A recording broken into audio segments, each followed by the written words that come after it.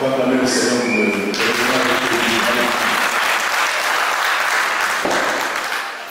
événement que nous ne va pas rater. Nous sommes à l'autre bout du monde. Je suis là. J'ai été à la femme qui me sont obligés de ne pas être depuis et un moment de ta vie derrière moi. Ça ne se fera pas. Si je ne suis pas en bas, je vais sois là. Que Dieu vous bénisse. Ce matin, je veux partager avec vous un message. Je pense que ça va vous aider dans votre marche avec Dieu. Alléluia. Vous savez, moi je fonctionne comme ça. À chaque saison, il y a un message. Les périodes, c'est le seul message qui est Bible. Et ce message a des subdivisions au fur et à mesure. Après, Dieu le remplace par un autre message. Et depuis un moment, ce message fait beaucoup de bien partout où je suis passé, en Europe et aux États-Unis. Alléluia. Dieu fait des merveilles dans la vie des gens, de plein position de vie. Et ce matin, ça tombe à pic parce qu'on parle de la récupération. C'est-à-dire, quand on dit récupérer, c'est-à-dire quelque chose, soit qu'on vous a volé, ou alors que vous avez, par inadvertance, laissé sur la route perdu quelque part. Donc, si vous devez récupérer cette chose, il va falloir que vous gagniez du temps, que vous récupériez le temps aussi. Et donc, là, ce message s'intitule Le temps et les saisons de Dieu. Je vais enseigner des choses simples, mais profondes. Alléluia. Vous savez, il y a une chose qui m'a toujours impressionné quand je suis allé chez les Blancs. Et depuis que j'y vis, je me demandais en France comment est-ce que les gens se déplaçaient. Avant, 20 ans avant, 25 ans avant. Quand il n'y avait pas de GPS. Comment ils se déplaçaient? Comment ils faisaient? Je demandais à quelqu'un. Comment vous faisiez ici? Vu que les adresses sont très complexes, les villes sont très complexes, et puis c'est pas très ville, c'est pas partout. Ce sont des Paris, c'est quoi? C'est un autre monde. Comment les gens font pour se déplacer ici? Moi je dois quitter par exemple une banlieue pour aller dans le 16e par exemple. Comment j'arrivais à me déplacer de cette banlieue-là jusqu'à Paris et l'autre la place? D'une indication à une autre. Ils ont procédé d'abord par les cartes. Donc vous voyez, généralement dans la rue, les gens qui avaient les cartes, c'est ça non? Et puis ils se déplaçaient avec les cartes, ils allaient ici au début, et comme les rues sont nommées, donc c'est très simple. Il a sa carte et puis il lit, il prend à gauche, à droite, mais c'était ardu, difficile. Ça prend du temps. Et il faut d'abord savoir lire une carte. Si vous ne savez pas lire une carte, eh bien vous vous perdez. Donc c'était tout à fait difficile de. C'est pas comme chez moi à Ottawa, où le petit village fait quelques mètres carrés. C'est très simple pour un autre, je n'ai pas besoin de GPS. On dit pas dans la cour de Yaoundé, je connais déjà. Où est-ce qu'il y a eu un big comme j'y vais? Mais de l'autre côté, on ne va pas dire, va voir Jean, il y a Paris, tout le monde. Alors ils ont fait beaucoup de progrès et ils ont trouvé un petit appareil qu'on appelle le GPS. En anglais, c'est le General Positioning System. En fait, c'est un appareil qui vous permet, qui détecte d'abord votre position. Vous entrez une adresse là où vous allez, et puis l'appareil prend sur elle, du moins sur lui, de calculer le plus rapide itinéraire et le plus précis pour vous permettre de gagner non seulement en temps, qui vous permet de gagner en argent parce que vous êtes obligé de calculer si vous allez en train et du moins en voiture. Ça vous permet de gagner même en stress parce que là vous stressez moins. Vous avez juste à suivre les indications, les orientations et vous êtes à destination. Vous comprenez ce que je dis? Donc, quand vous mettez votre adresse, par exemple, 62 boulevard Voltaire, à Liège, 92 600, il vous trace le coup, il vous trace le chemin, et parfois il vous fait éviter les embouteillages. Il vous dit, là où tu vas, attention, embouteillage à 600 mètres. Tu comprends? Mais ce qui me plaît de le GPS, c'est que quand on vous dit prenez la première sortie à 200 mètres et que vous la ratez, en anglais on dit calculer une route, c'est-à-dire il récalcule une nouvelle direction.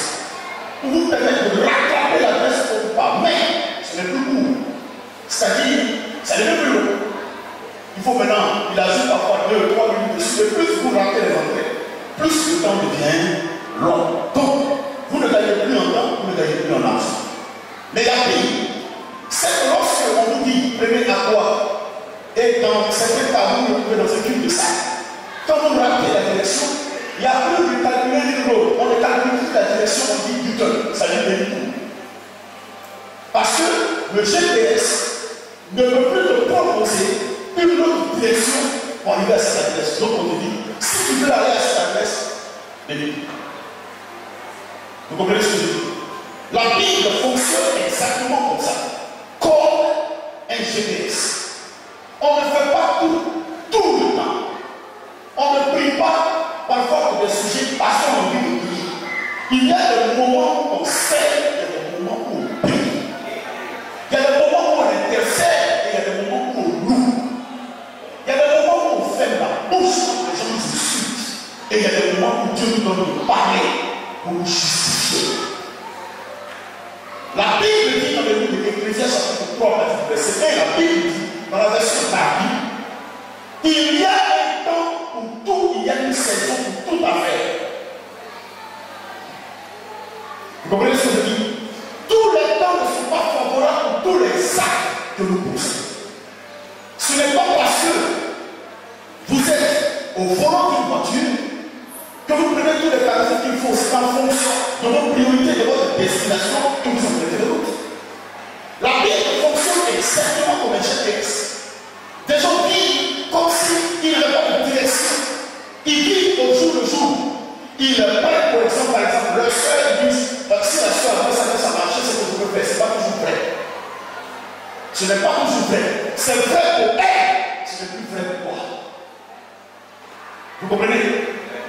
C'est peut-être vrai pour elle, mais ça peut pas être vrai pour toi. Elle a peut-être fait ça pour avoir son mari, mais toi, ce qu'il fait, tu ne peux même pas avoir ton mari. Il y a une autre chose que tu dois faire. Donc, c'est une question d'adaptation et de compréhension de la parole de Dieu, mais plus de compréhension de la volonté de Dieu pour pouvoir saisir ce que Dieu a donné. Écoutez, avant de continuer, je vous dis une chose. Vous savez, le problème premier que Dieu avait fait pour Israël, c'était 40 jours. Un mois de 31 jours et 9 jours plus. Juste pour arriver à Canaan. C'était le programme qui avait été passé. Ils avaient le GPS en main. Il y avait juste une blessure qui devait suivre pour entrer à Canaan. Dieu a dit 40 jours, pas plus. Quand ils ont raté la direction, le directeur du militaire, il a dit on met 40 ans. Parfois, vous, quand vous ratez avec Dieu, ça vous prend du temps. Au lieu de 10 jours pour la bénédiction, vous n'avez pas bien écouté. Vous avez pris une autre direction. Quand on récalcule, ça vous prend du temps. Et quand ça vous prend du temps, ne pensez pas que les épreuves que vous allez avoir pour avoir le paradis, c'est Dieu qui les permet. Non, c'est vous qui êtes allé les chercher. Dans le plan de Dieu, je ne crois pas qu'il devait croiser Jéricho. Jamais. S'il suivait les 40 jours, il ne croisait pas Jéricho. Il ne croisait pas les Amalécites, les Girgasiens, les Jébusiens et les Étiens. Il ne les croisait pas du tout. Ils les ont croisés plus tard parce qu'ils ont raté la route. Vous comprenez ce que je dis? Ils les ont croisés plus tard parce que même quand ils se sont mis dans des problèmes où Dieu ne les a pas envoyés. Qu'est-ce que Dieu fait? On va essayer de rattraper la route, mais les conséquences vont être assurées. Vous comprenez ce que je dis? Par exemple, vous cherchez Dieu. Vous allez dans le pardon. C'est un pardonnement pour l'impudicité. Il n'y a pas de problème. Et c'est la recette, ça n'a rien à voir le pardon. Croyez-moi, ça n'a rien à voir le pardon. Tu as pardonné. Mais la honte qui est dans ça, tu vas assumer. Et la responsabilité de l'enfant, tu vas assumer. Sinon, tu vas pardonné. Si tu vas aujourd'hui, tu vas aussi. Mais l'enfant, tu vas assumer. Vous comprenez pourquoi? Des choses posent des effets, parfois s'attirent des persécutions que Dieu n'avait pas prévues dans leur vie. Ils prennent des décisions et des orientations sans demander à Dieu. Parce qu'à un moment donné, ils pensent que quand ils connaissent la route, qu'ils ne regardent plus le GPS de Dieu. Nous savons à quel moment rentrer à gauche, à quel moment rentrer à droite. Et des gens se sont trouvés dans des situations où l'ordinateur ou le GPS ne peut plus calculer. On dit délit. C'est-à-dire ce dans quoi tu es rentré là. La seule façon pour que tu dis, sors là,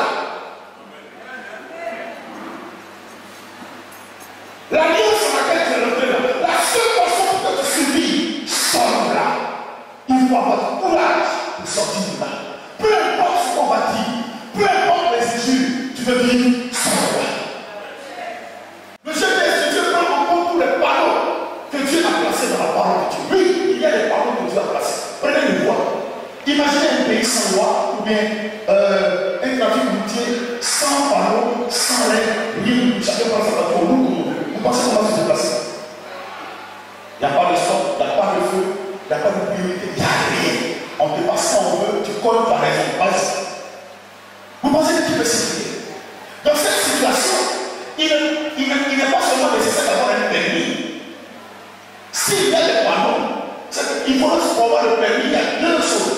Il faut déplacer la voiture, mais avant ça, il faut savoir interpréter le code de la route.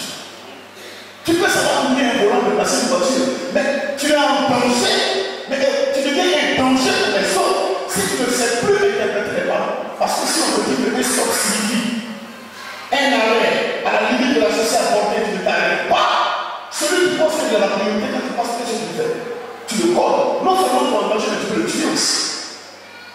Donc si tu deviens un danger pour toi seul, tu n'as pas de problème. Mais le problème, c'est que tu deviens un danger pour tous les autres. Et donc les gens qui dans les riches, pour les situations qu'ils vivent et pour les décisions qu'ils prennent, ils sont en danger pour eux-mêmes, mais ils mettent en danger pour une communauté. Ils mettent en danger leur famille, leurs enfants. Ils jettent même le propre sur l'église. Dieu dit sort de là, tu ne peux pas porter séparer de lui. Parce que la situation dans laquelle il est, il commence à salir l'église. Séparer de lui. Alléluia. Il y a un temps pour toutes choses. Un temps pour toute affaire. Quelqu'un qui vous arrive où vous avez besoin de semer. Tu vous mets à faire. C'est. Parfois, en semant, tu n'arrives. Mais c'est ça le véritable problème des chrétiens. Pendant qu'il sait qu'il veut mentionner, il a une chose. Tu mets en terre, tu pousses, tu veux que ça pousse. Allez. Il y a un temps pour mettre en terre. Il y a un temps d'attente. C'est Dieu qui envoie la pluie. Après, ça pousse. Et tu moissonnes. Semer et moissonner appartient au sol. La saison pour que ça pousse appartient à Dieu. Donc, tu peux pas de ne pas semer. À quoi aussi de ne pas moissonner? Tu n'as aucun problème avec toi. Tu peux prendre sur toi de ne pas semer.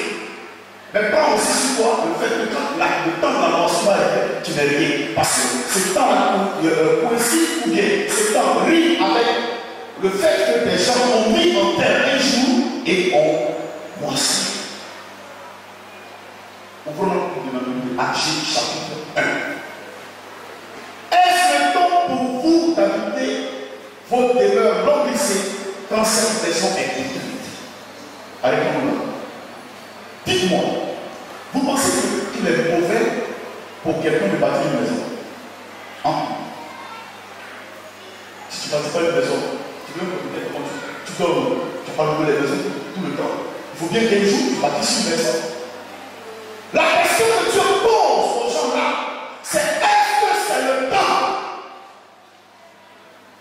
Ce n'est pas que la chose soit mauvaise. Le problème c'est est-ce que c'est le moment? Il dit est-ce le temps pour vous d'habiter des demeures non glissées? C'est de ça qu'il parle.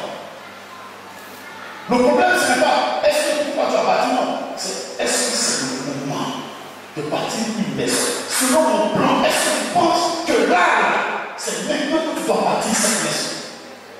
Des gens ont monté des projets sur la base de leur relation et sur la base de leur portefeuille. Ils se sont dit, avec ce que j'ai comme carnet d'adresse, avec ce que j'ai comme relation, si je fais telle affaire, voici ce que ça va donner. Est-ce que ça marche toujours? Parce qu'il y a une autre donnée que vous ne prenez pas en compte, la donnée spirituelle. Là, vous ne prenez pas ça en compte. Vous vous dites, non, j'ai mon argent, si je compte par terre, ça va marcher. C'est pas toujours vrai.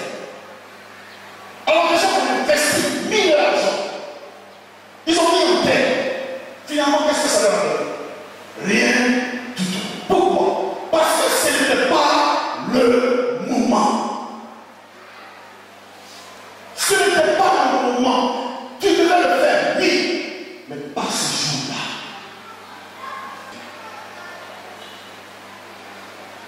Les hommes d'État sont là et je vais parler sous leur couverture. Quand vous êtes un ambassadeur, par exemple, ou vous êtes un fonctionnaire, un haut fonctionnaire de l'État, il y a des mesures qui vous accompagnent.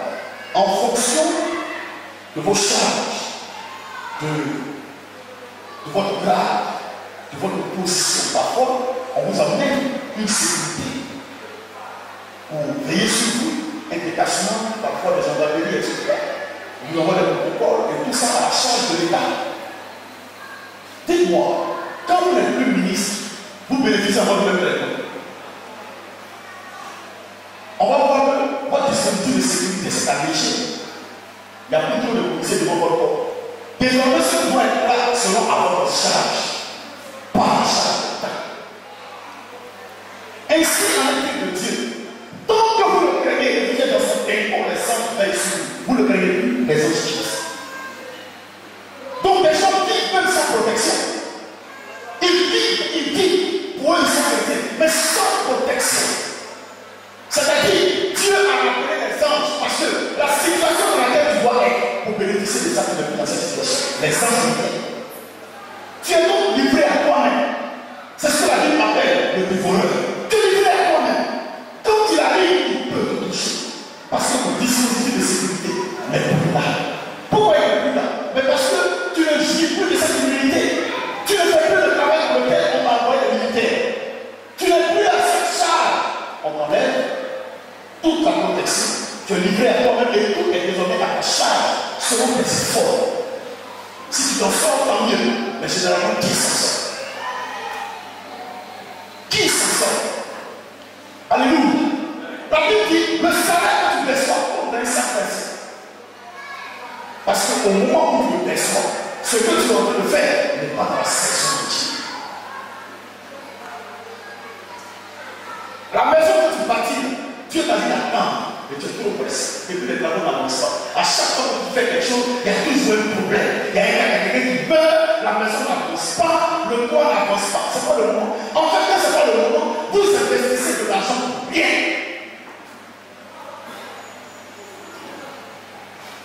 Si on te demande humainement d'expliquer pourquoi la maison n'avance pas, comment tu peux expliquer?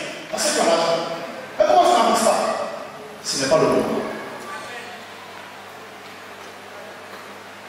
Le temps de Dieu est donc important. Il faut savoir exactement quand est-ce que vous investissez, quand est-ce que vous posez un acte. Si vous ne faites pas ça, vous allez gaspiller du temps, de l'effort, de l'énergie pour rien. Ce qu'il dit à Israël n'est pas pour de bâtir une maison, mais c'est l'opportunité, le temps, la saison. Dieu veut que tout concourt, tout concorde avec sa protection. Dieu veut que tout concourt, tout coïncide avec son protocole et son autorité. C'est ce qu'il souhaite. Ce qu'il souhaite pour toi, c'est d'être là quand tu le demandes là. Ce qu'il souhaite pour toi, c'est que tu aies la bonne direction, afin que tu prennes la meilleure décision. Écoutez, vous savez, je vais parler de mariage par exemple. Il y a des filles qui constatent qu'il y a des moments où tout le monde est là. C'est vrai, non? Il y a une période où tu as l'impression que tout le monde veut te marier. Je t'informe que c'est la période de ton mariage. Parce qu'il y a un moment où ça commence à se ramifier. Ça se ramifie. Parce que le temps passe. Et donc, au lieu d'être un élément cher à la mode, tu deviens un vêtement en solde. Réfugié d'être en solde. Moi, je ne veux pas être en solde, c'est-à-dire, on a compris le moment, le magasin de se débarrasser de moi pour prendre d'autres raisons pour moi. Je dois être plus cher à la mode. Il y a des filles qui n'ont pas su que c'était le temps de leur mariage, pour une pièce en solde. Yes! You don't know what I'm saying? Quand tu en sors, tu se constitues pour te marier. Les propositions ne sont plus multiples. C'est quoi tu vas chercher? Avant tu priais, maintenant les personnes te prient. Parce que tu as raté le temps de Dieu. Le moment où tout le monde te disait tu es père, je vais te pousser. Tu pouvais toujours quelque chose à dire. Il est évolué, il est profilé, sa tête est large, sa tête est petite, son dos est carré. Tu as toujours quelque chose à dire. Le type de personne que tu cherches là, c'est au ciel, il est, mais pas sur la terre.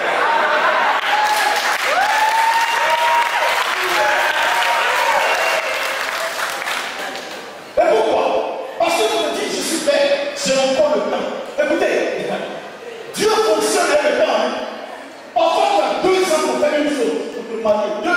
Quand les 2 ans passent, tu vas prendre. Toutes les autres projets qui viennent, ce n'est plus pour te marier. Il n'y a plus de projet clair, défini pour toi. Juste aller avec toi et te laisser. Parce que là, tu en sors, tu n'es pas obligé de dire. Au moment où tu t'es cher, et tout le monde voulait te prendre parce que tu étais à mort. Tout le monde veut te prendre parce que c'est toi qui es là. Ma soeur, tu n'as pas écouté. Aujourd'hui, tu en sors. Et quand vous êtes en sorte, vous proposez aux gens de vous prendre. Parfois, vous acceptez les sommes que vous n'auriez pas pu accepter il y a 5 ans. Parce que là, vous êtes coincé. Tout le monde parle, tu ne te maries pas. Tes parents te cassent la tête, tes amis se moquent de toi. Dans cette situation, quand tu prends une décision, ce n'est plus Dieu. C'est parce que tu as raté ton temps. Maintenant, tu prends par quoi? Par dépit. Juste pour essayer de faire taire les gens. Mais il n'y a pas que ça. Tu vas gérer maintenant la conséquence. C'est la conséquence de ce mariage que tu vas gérer après.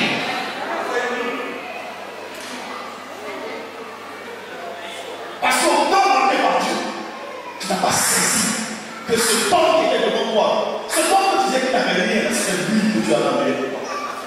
Toi, tu voyais une Mercedes. Toi, tu voyais une Hammer. Toi, tu voyais une grosse voiture, une grosse maison. Et Dieu t'a envoyé quelqu'un frère. Dieu dit c'est lui. Mais quand tu l'as regardé, tu l'as méprisé. Jésus a dit à Jérusalem, il dit Jérusalem, Jérusalem, combien de fois n'ai-je pas voulu rassembler tes enfants comme une poule couvre ses petits, mais tu ne l'as pas voulu. Aujourd'hui, que je t'ai laissé, tes ennemis t'environnent de toutes parts et leur nombre faisant de force, ils te pressent jusqu'à ce que le reste de toi, pièce sur pièce, ne soit devenu parce que quand marqué par Dieu, tu n'as pas dû reconnaître que je t'avais visité.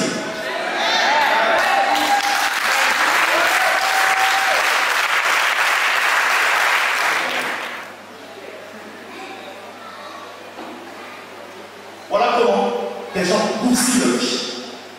Parce qu'ils ratent le temps de Dieu. Alléluia. Vous comprenez maintenant pourquoi Dieu vous dit, est-ce le temps de le faire? Tu as les moyens, mais est-ce que c'est le moment? Est-ce que c'est le moment? Ce n'est pas le moment, ne le fais pas. Ma fille, le moment, est-ce que tu veux faire? Est-ce que c'est le moment? Est-ce que c'est le lieu? Ce n'est pas le lieu, ne le fais pas. Patient, prie Dieu, patient, Dieu va t'orienter. Il y aura un déclic, une orientation, une révélation qui va te permettre d'être dans le temps. Quand Dieu est d'accord avec toi, que le monde descend, qu'il monte, toi, tu vas réussir. Mais quand Dieu quitte derrière toi, même autour de Dieu, comment le tape que tu veux? Parce que Dieu n'est plus là. Alors qu'est-ce que tu me cherches? Juste que les hommes t'applaudissent ou bien que Dieu t'approuve.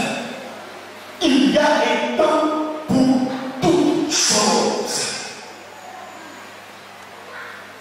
C'est pourquoi la Bible parle de discernement. On va finir par là. Discerner signifie distinguer et trier. Quand vous parlez de trier, c'est-à-dire qu'il y a beaucoup de décisions en présence. Il faut pouvoir prendre la meilleure. Il faut pouvoir prendre la meilleure. Les gens ne semblent pas avoir conscience de leurs propres erreurs, de ce pourquoi ils sont encore comme ça. Ils continuent dedans. Mais ce que tu fais depuis 20 ans, ça ne marche pas. Tu n'arrives pas. Depuis 20 ans, tu fais la même chose, tu n'as même pas de vie, tu ne changes pas.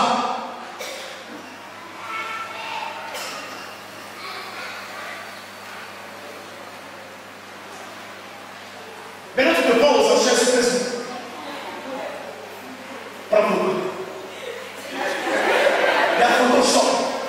J'ai croisé une fille qui est venue me voir. Je ne vois pas. Sur Facebook. She looks like a Chinese. Comme she was bent. Quand j'ai vu les photos là, je me demande à mon âge, c'était vrai photo. Photo. Mariez-vous ma photo.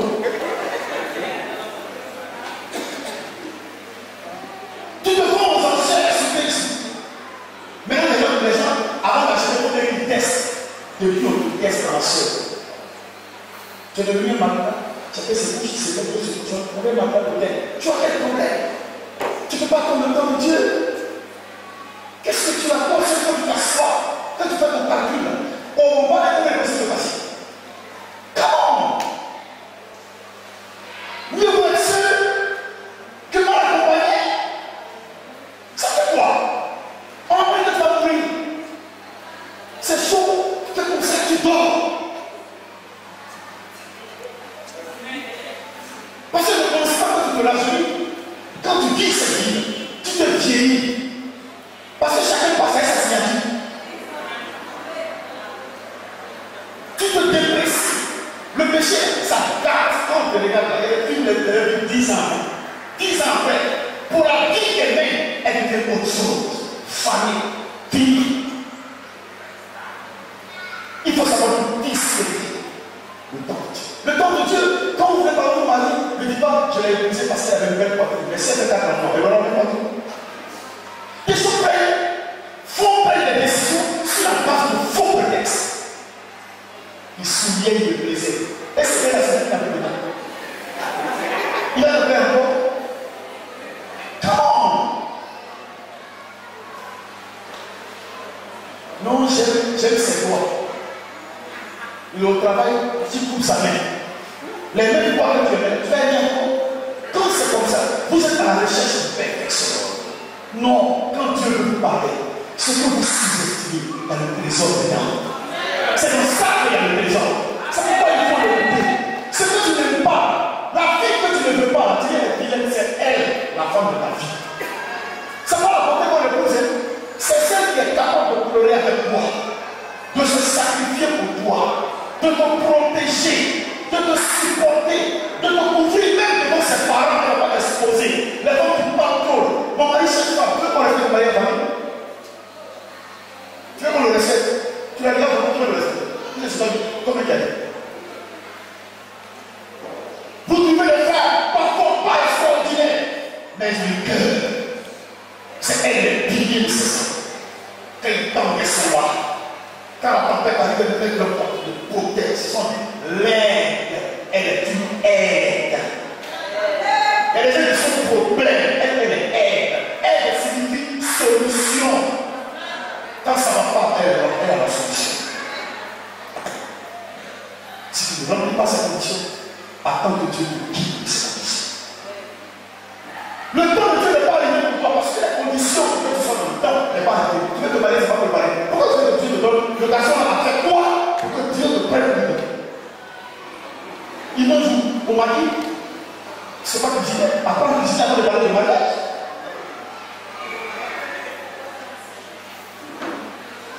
Toi-même, tu es maître au milliard.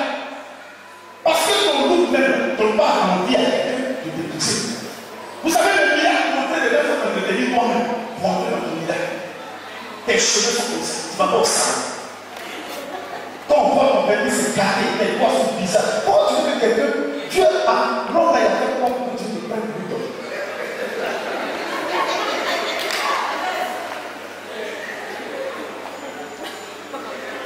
Toi, un garçon, tu n'es même pas capable de t'occuper d'une femme. La fille, elle est moitié. Quand tu crois que tu vas prendre la fille, et te donner la moitié de fille. Pourquoi tu vas pas comme ça? Tu as l'argent de manger pizza, tu veux lui parler de la pizza.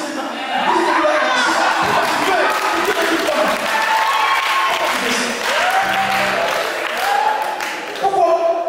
C'est plus que tu dois donner à la fille pour manger. Comment? Vous mettez la boule à l'excès. Je vous l'expliquer simplement pour que vous compreniez comment ça fonctionne avec Dieu. Le frère père, il est venu voir le Dieu. La sœur le père, il peut faire tout après l'odeur de cheveux dans sa bouche. Il est génu. Ceux qui persévèrent, ne donnent plus d'argent pour aller la paix. Mais il y a ceux qui ne persévèrent pas, ça les chasse tout.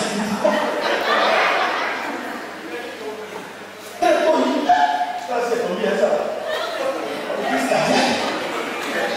Les choses toxiques. Comment? Dieu a le temps et la saison de Dieu. Comment ça réfléchit sur ta propre vie? C'est là que Dieu a récupération.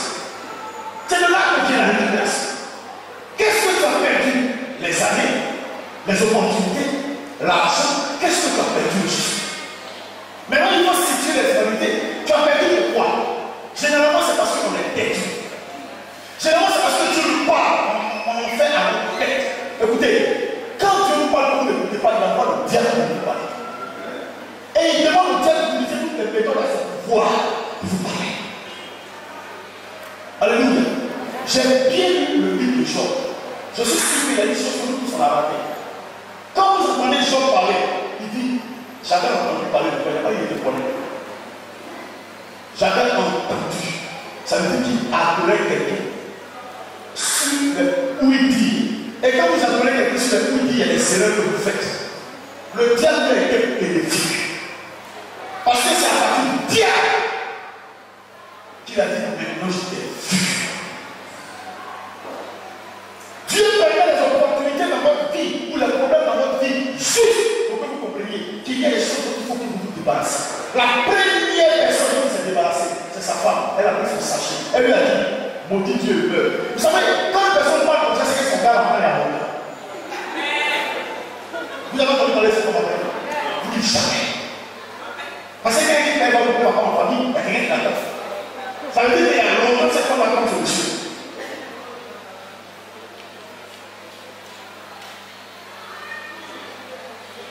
Le temps de Dieu est important seul pour toi, pour moi, pour nous tous. Examine donc ta vie. Qu'est-ce que tu vas écouter? Qu'est-ce que ton GPS marque? Ton GPS peut marquer Recalculating road. On récalcule le chemin. On te dit, bon, au lieu de 22 minutes, maintenant tu vas arriver dans 1 heure. C'est bon. Parce qu'il y a des fois où tu peux faire 2 minutes. Tu es obligé d'aller rattraper ça plus ça fait 1 heure. Ok, c'est pas grave.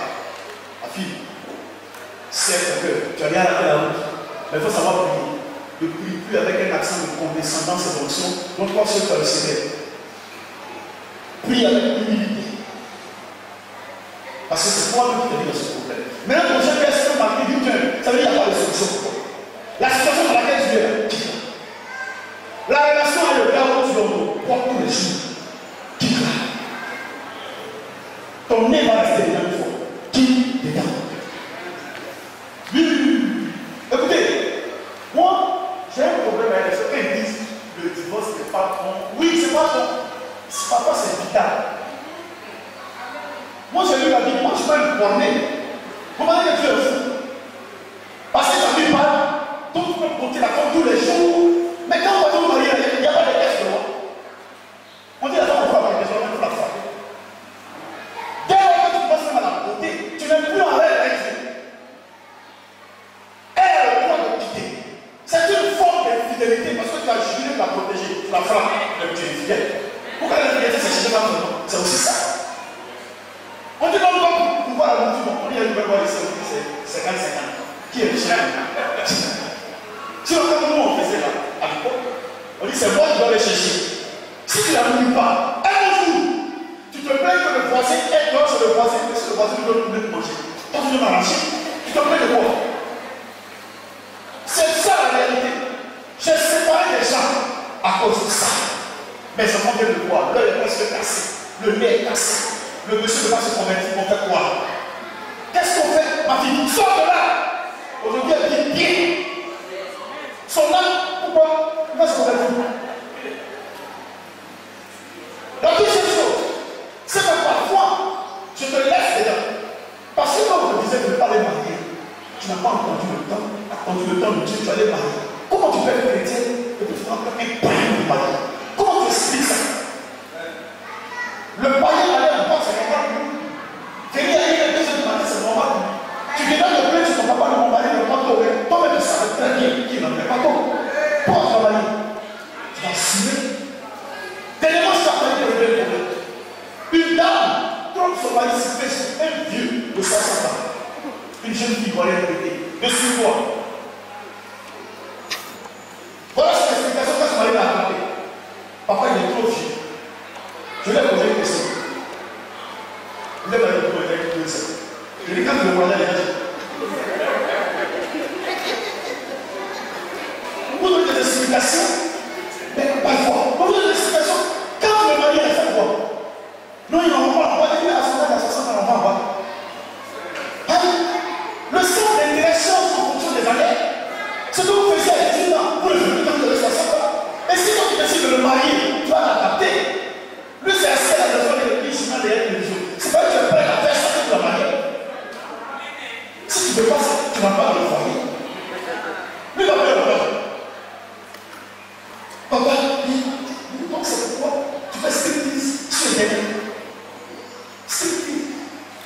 Et il y a un journaliste ivoirien qui était avec sur le terrain. Il lui dit, même en esprit, il m'a fait la conversation sur le terrain. Que tu as dit hier à sa femme. J'ai dit, ma fille, tu es esprit. C'est terminé. Le lendemain, le monsieur me dit, je divorce. Je ne peux que t'encourager. Parce que tu veux d'abord une stagiaire à commencer. Donc, pour que tu sois ta vie, il faut les stagiaires là. Vis ta vie, pour lis ton journal, tu vas vivre là-bas.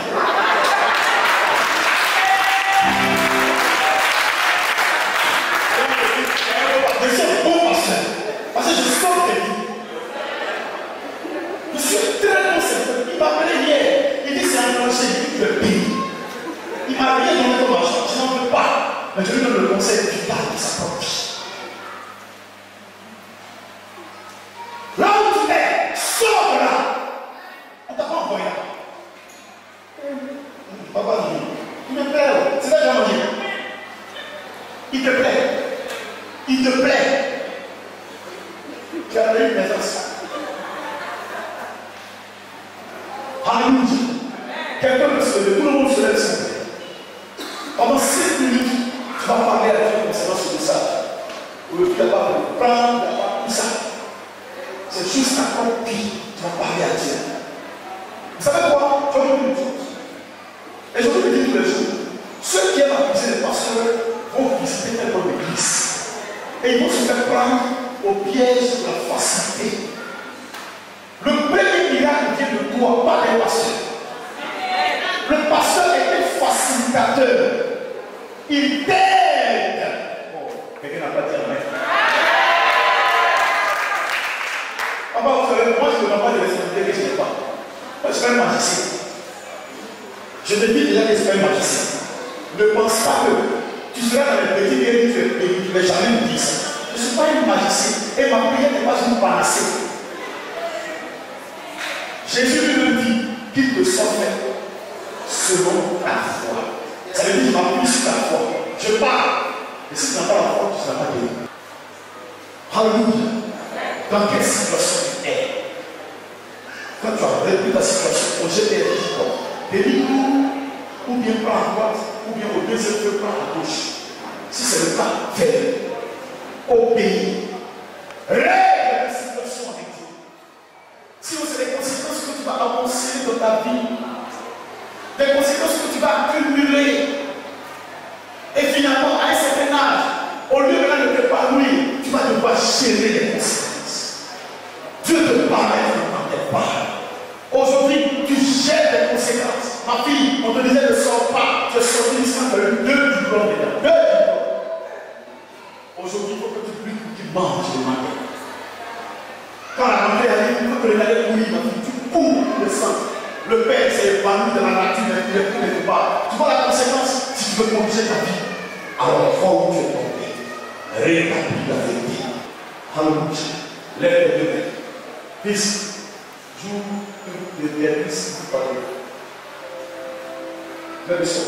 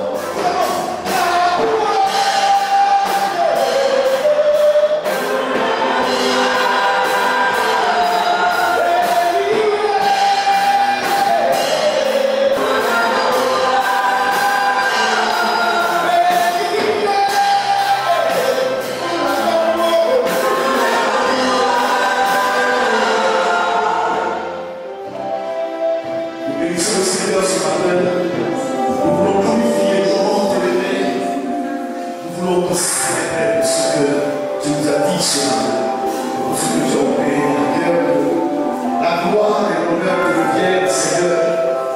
Souviens-toi de nous avec nos erreurs. Souviens-toi de nous avec nos manquements. Seigneur, nous voulons soit faire des demi-tours, soit emprunter la prochaine sortie pour revenir sur le pas. Nous ne voulons pas rester 40 ans dans le désert. Nous voulons, bien que nous ayons perdu